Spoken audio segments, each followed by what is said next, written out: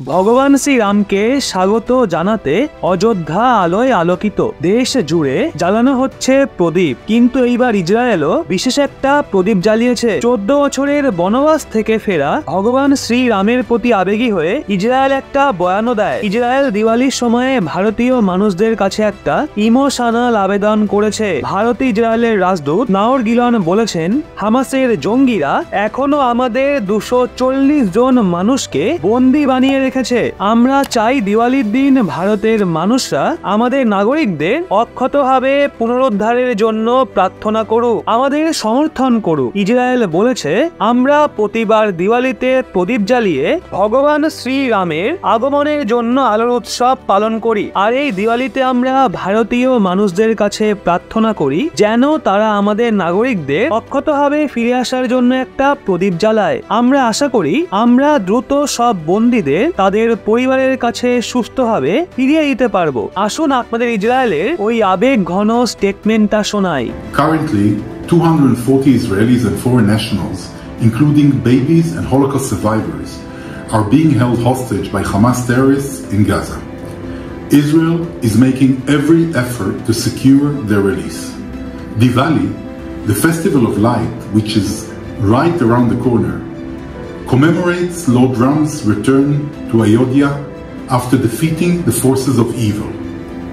Similarly, just as Lord Ram's return was celebrated by lighting diyas, we invite you all to light a diya with the hope of bringing back home our loved ones who are held hostage and are separated from their families.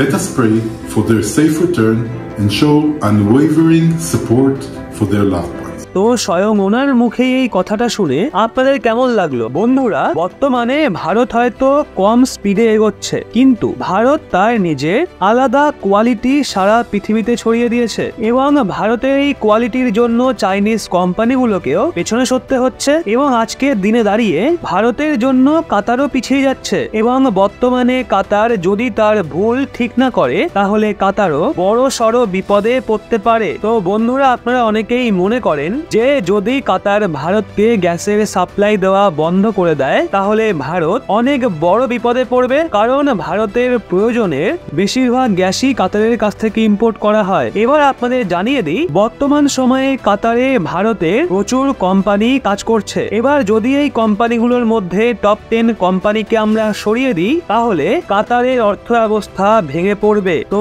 বন্ধুরা, এবার যদি আমরা কথা বলি ভারতের কনস্ট্রাকশনের সব থেকে বড় কোম্পানি L&T কে নিয়ে, তাহলে আপনাদের জানিয়ে দিই 2022 সালে যে ফুটবল ওয়ার্ল্ড কাপ হয়েছে সেটা স্টেডিয়ামকে তৈরি করার জন্য কাতার L&Tর সাহায্য নিয়েছিল, যেটা আপনাদের আগেও বলেছি। এছাড়া রোডওয়েজ ইনফ্রাস্ট্রাকচার প্রজেক্ট এবং বড় বড় হাইওয়ে বানানোর ক্ষেত্রেও কাতার L&Tর সাহায্য নেয়। L&T বর্তমান সময়ের সব থেকে বড় কোম্পানি, 50টারও বেশি দেশে তার মাল্টিপল বিজনেস অপারেট করে। তো বন্ধুরা, আজকে একটা বড় খবর উঠে এসছে যে L&T বর্তমানে কাতার, সৌদি আরব এবং কুয়েতে তার সাবস্টেশন প্রজেক্ট তৈরি করার জন্য কাজ শুরু করে দিয়েছে এবং এই দেশগুলো L&T কে এটা তৈরি করার জন্য রিকোয়েস্ট করেছিল। এছাড়া L&T কে মিডল ইস্টের দিক থেকে একটা বড় কন্ট্রাক্ট দেওয়া হয়েছিল 15,000 কোটি টাকার, যেই কন্ট্রাক্টে ভারতীয় কোম্পানি L&T একটা গ্যাস কম্প্রেসার প্ল্যান্ট বসাবে। এই শুধুমাত্র একটা প্রজেক্টই নয়, এর আগেও 24,000 কোটি টাকার একটা প্রজেক্ট L&T কে দেওয়া হয়েছে, যেই প্রজেক্টে L&T বড় বড় অয়েল প্ল্যান্ট সেট আপ করবে। এবার যদি আমরা লিস্ট বের করি তাহলে দেখা যাবে যে মিডল ইস্টে L&T 200টারও বেশি প্রজেক্ট সেট আপ করে নিয়েছে এবং এই কোম্পানির ভ্যালু মিডল ইস্টের দিকে ক্রমশ বেড়েই চলেছে। বর্তমান সময়ে কাতার মনে করেছিল যে তারা চাইনিজ কোম্পানিগুলোর সাথে হাত মিলিয়ে বড় কোনো প্রজেক্ট তৈরি করবে এবং আপনারা সবাই জানেন যে ম্যানুফ্যাকচারিং এর দিক থেকে চায়না কতটা এগিয়ে, কিন্তু ভারত প্রতিনিয়ত তার কোয়ালিটির মাধ্যমে প্রত্যেকটা প্রজেক্টে অংশগ্রহণ করে চাইনিজ কোম্পানির হাতের কাছ থেকে প্রজেক্টগুলোকে ছিনিয়ে নিয়ে আসছে। তো বন্ধুরা, ভারতের এই কোয়ালিটি সম্বন্ধে আপনাদের কি মতামত কমেন্টে অবশ্যই জানান। বন্ধুরা, একদিকে আমেরিকা সিরিয়ার ওপর বোম ফেলেছে, অন্যদিকে ইসরায়েল এবং হামাসের মধ্যে যুদ্ধ হয়ে যাচ্ছে, আবার এদিকে অন্যদিকে কাতার ভারতের সাথে লড়াই করতে চাইছে। এত কিছু হওয়া সত্ত্বেও ভারত বর্তমানে তার ডিফেন্স অ্যান্ড এয়ারোস্পেস ইন্ডাস্ট্রিকে শক্তিশালী করতে চাইছে। এটা হওয়ার একমাত্র কারণ হচ্ছে বর্তমান সময়ে ভারতের কাছে পৃথিবীর তৃতীয় বৃহত্তম সিভিল এভিয়েশন মার্কেট রয়েছে এবং বর্তমানে ভারত একটা ডিল সাইন করে নিয়েছে, যার ফলে ভারত তার এভিয়েশন মার্কেটের জন্য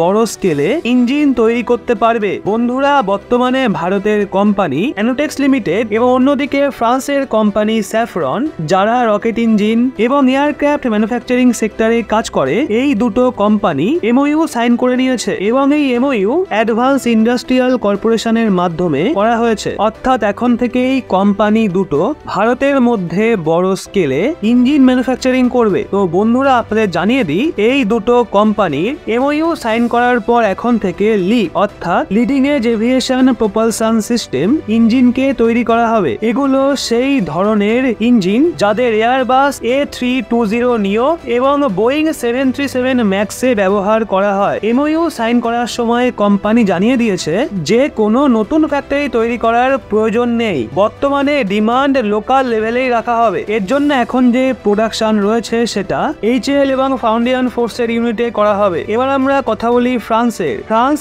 ভারতের বড় defence aerospace and security group partner রয়েছে।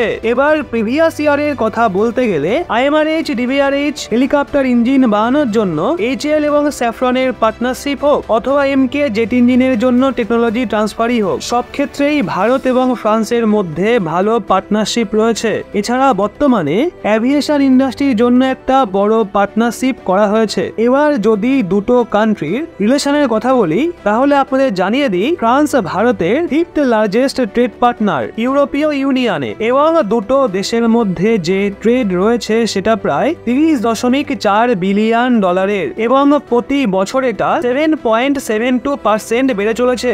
বন্ধুরা, আপনাদের জানিয়ে দিই, এই দুটো দেশ একসাথে মিলিত হয়ে জয়েন্ট এভিয়েশন এক্সপেরিমেন্ট করে। এছাড়া space component development, space education এবং এনভায়রনমেন্টকে নিয়ে প্রথম থেকেই একসাথে কাজ করে এসছে। এবার যদি কথা বলি ভারতের এভিয়েশন সিস্টেম সম্বন্ধে, তাহলে ভারতের কাছে পৃথিবীর তৃতীয় বৃহত্তম এভিয়েশন মার্কেট রয়েছে। এবার যদি আমরা মার্চ 2023-এর ডেটা সম্বন্ধে আপনাদের সঙ্গে কথা বলি, তাহলে কিছুদিনের মধ্যে 13 মিলিয়ন প্যাসেঞ্জার এখানে ট্রাভেল করেছে এবং এই ইন্ডাস্ট্রি প্রতিনিয়ত বেড়েই চলেছে। তো বন্ধুরা, বর্তমান সময়ে আর কোনো কিছুর জন্যই ভারতকে অন্যান্য দেশের ওপর নির্ভরশীল থাকতে হবে না। এখন শুধুমাত্র পার্টনারশিপের মাধ্যমেই ভারতে ম্যানুফ্যাকচারিং করতে হবে। তো বন্ধুরা, আজকের এই খবরটা যদি আপনাদের মন ভালো করে দেয় তাহলে কমেন্টে জয় হিন্দ অবশ্যই লিখবেন।